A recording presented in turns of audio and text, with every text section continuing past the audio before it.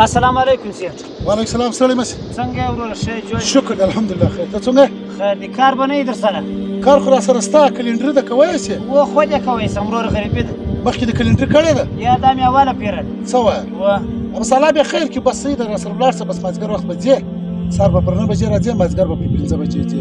2 پیرې دي زما ده. صحیح ده؟ بس خپل موټر صفا کړه. نیمه ګنټه بعد وځو. سمه ده. ورشه ځوانه خپل موټر صفا کړه. همت کوه همت.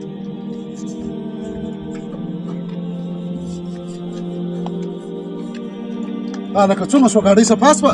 بس و صفا ده سیټ صاحب دی لږ پاته ده بس. بس بیداري وکړه 15 منټه بعد پر نمبر وځو. هله بیداري وکړه. سمه ده سمه. راواوړئ اخري شته بله راشه وسې.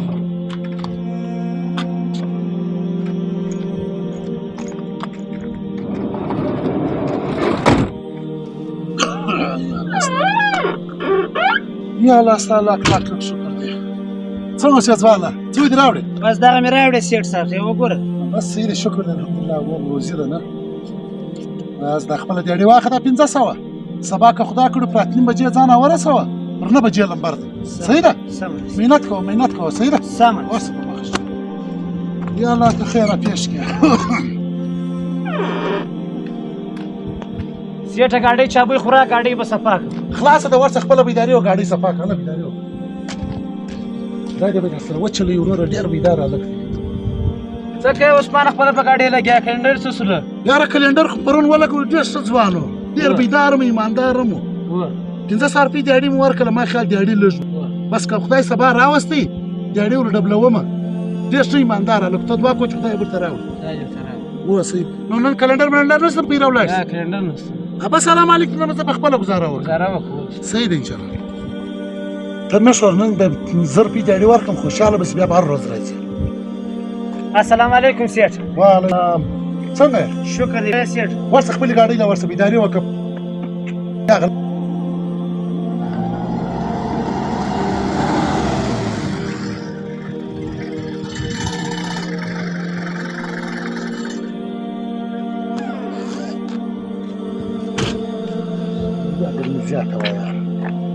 سیټه دا مې راوړې. 1000 روپۍ واخله.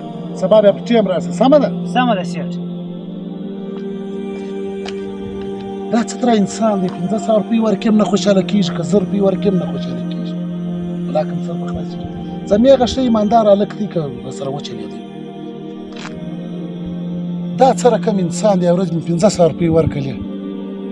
نن پرون مې 1000 روپۍ ورکړې. دی نن بیا نه دی راغلی. د دا ژبه نخرې دي یار. ما خیال کار یې برابر دی. که چیست دی خو ډېر ایماندار هلک و. فدر که سبا خدای راوځي زه واره ده سره سترګه څه خلاص کړم. دا څه رقم حساب دی د دغه. سیټه دا مې راوړې. ډېر ښه دی. ګاډۍ دې صفا کړله؟ ګر ته مې صفا کړې ده سیټ. مور شدې. واخله خپلې 500. کور ودان سیټه زه ولاړم. مخکې څه خبره وره؟ اپلز مې 1000 روپۍ درکړلې. نه خوشحاله سوې نه خوابدې سوې. نن مې 1500 روپۍ درکړې. بیا نه خوشحاله یې نه خوابدې یې. کیسه چی شته؟ سیټه کومه ورځ تا ما ته 1000 روپۍ راکړې.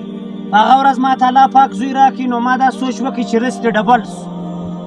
نن چې تا ما ته 1500 روپۍ راکړي الله پاک زما څخه زوی واخلي نو ما برته په رزق کمې راکړه. ویډیو جوړېدلو مقصد مې دا و چې مسلمان د بل مسلمان نصیب نشي خوړلی.